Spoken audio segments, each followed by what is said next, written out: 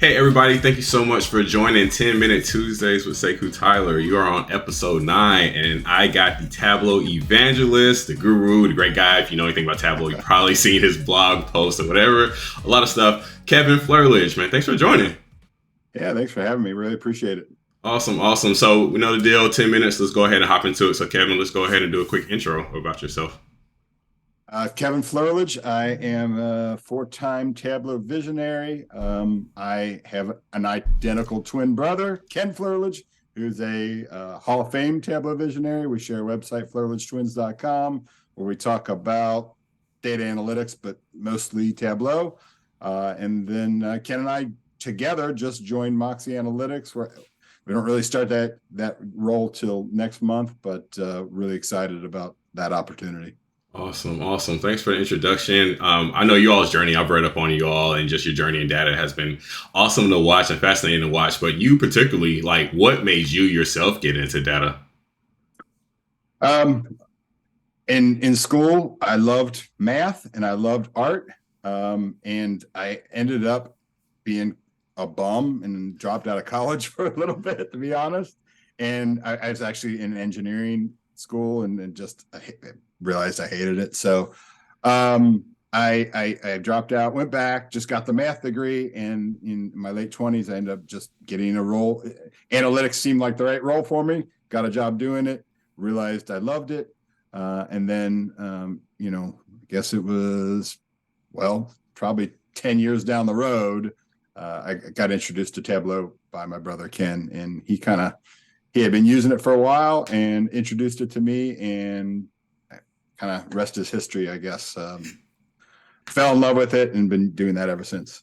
Wow, that's crazy. So, like, I didn't know, like, when I do these things, I hear so much about people in their journey, like how they started, like, because like I said, you have a big profile, Hall of Fame, Tableau visionary, but, hearing where you started at to where you're at now, like, that's just absolutely incredible and amazing to hear. Yeah, I mean, it's weird because we're supposed to pick what we want to do for the rest of our lives, and when we're idiots. Exactly. I was an idiot, so I had no clue. And I always say I was 40 years old before I learned what I wanted to do the rest of my life. Right? Wow. Actually 42 years old, I guess, 41 years old, something like that. So yeah, excited that. Even though it took me 41 years to get there, I'm pretty excited that I found that. So, wow. Yeah. That's incredible. All right. So 41, you know exactly what it is that you want to do, but you've had some jobs before that you probably did not like. So to date, what has been your least favorite job that you've had? Oh man, I hope they aren't watching. Honestly, it was that first one, that first analytics job. I liked the analytics part of it, but there was lots of other parts of it that were. It was a very, very small company, and I feel bad saying anything, but it was a very small company. The owner didn't have kids, and he worked 80 hours a week, and it was his life. And I at that point had young kids, and I was working 60 hours a week, and sometimes longer than that. It was a grind. It was a real grind. I learned a lot. And still friends with those folks. The great people, just had different business desires than I had. My desires weren't to work 60 hours a week, and his was, and that's fair. But so that was the toughest job I probably worked. I won't name any names. Yeah. Yeah, I think one of those things, right, especially as you become a family man with kids and responsibilities, it's like, what's that ROI? What's that cost to working those 60, 70, 80 hours plus a week? Like, you're losing something. You might be gaining skills and insight, but you're losing so much other stuff. So it's like finding that sweet spot and that balancing act.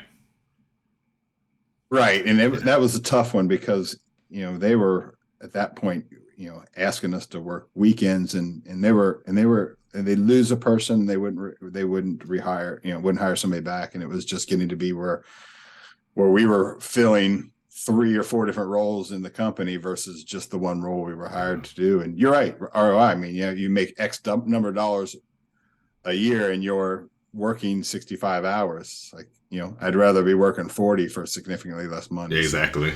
Yeah, and that's really always been my desire. I mean, I bust my butt. I work really, really hard, and you see the stuff that Ken and I put out. We spend a lot of time, for free, putting out blog posts and videos and content and helping up people.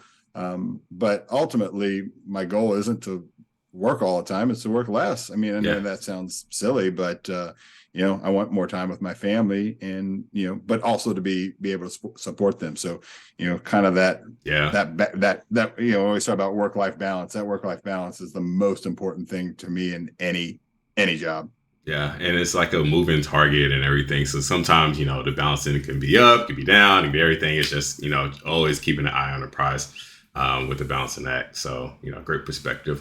All right, Absolutely. going into the next question. So understanding we heard about, your least favorite job, but then you have stuff in between that. But, what do you think in your career?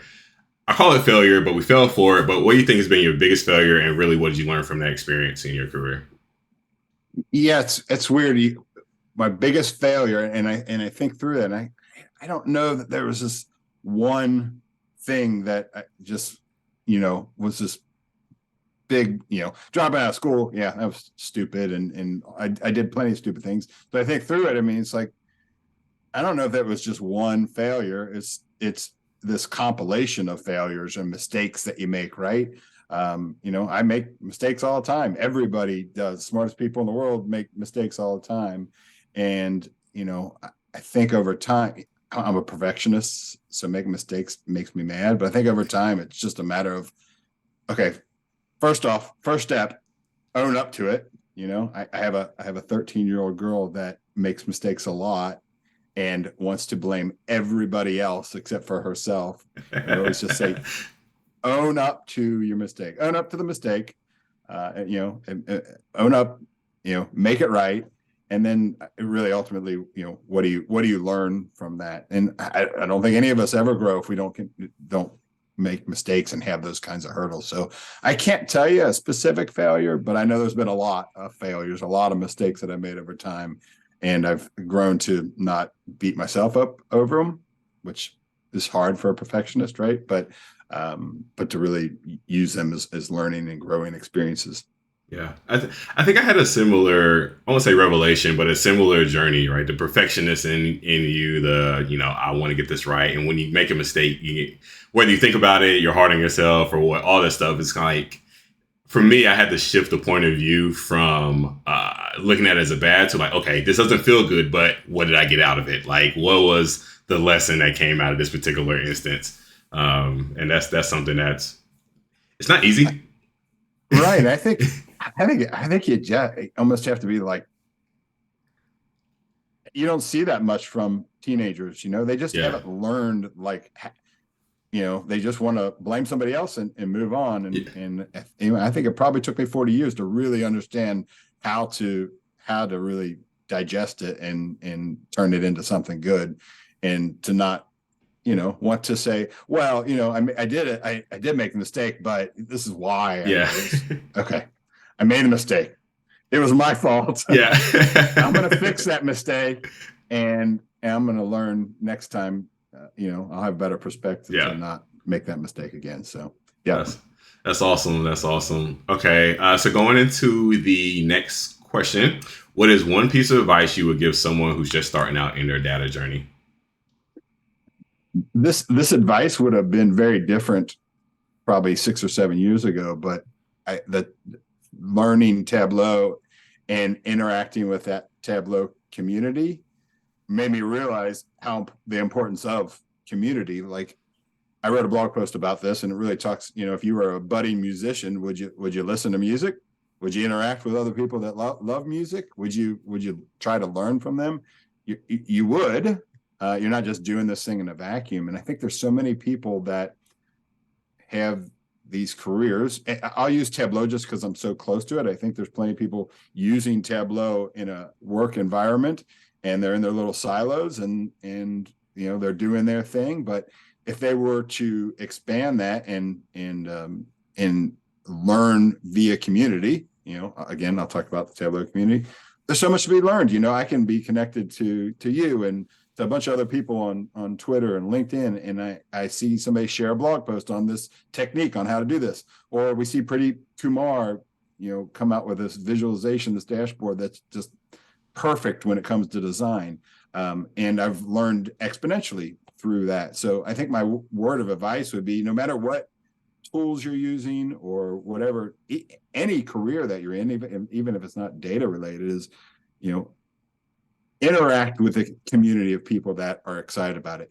I mean, who would have thought an analytics software, BI software would have so many people that are so passionate about it? But pick any topic, you could,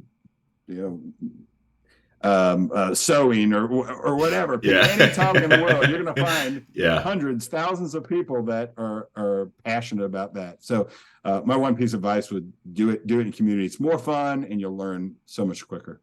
That is great advice, sound advice. And I think, like you, I wish I could have picked that up a little bit earlier.